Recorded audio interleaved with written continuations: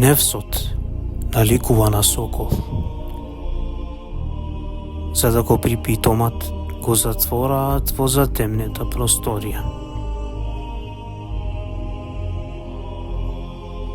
Му ги врзуваат очите и го оддалечуваат од се на што бил навикнат.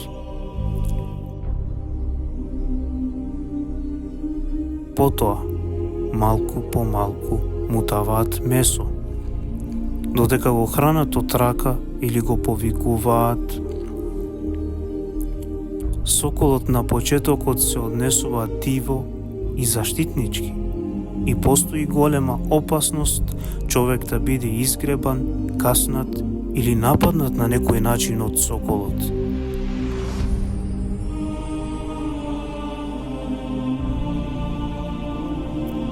Исто така и со невсот. Додека се припитомува, невсот се бунтува.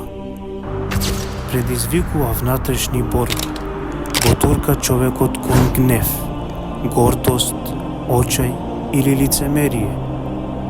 Му нашепнува оправдување за гревот и го одвраќа од покорноста, се додека не се одвои од навиките, се додека очите, ушите и јазикот не се зауздаат и се додека не се навикне на намаз, клатта во пост, зикр, зухд, мухасеба, додека не ги обедини во пракса срцевите и телесните ибадети, нема да може да воспостави вистинска блискост со својот Господар.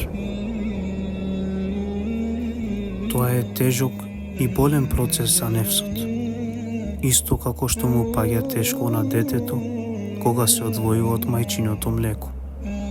Но по извесно време, детето што е одвикнато од доење, веќе не го прифаќа мајчиното млеко, па дури и да му се нуди насила.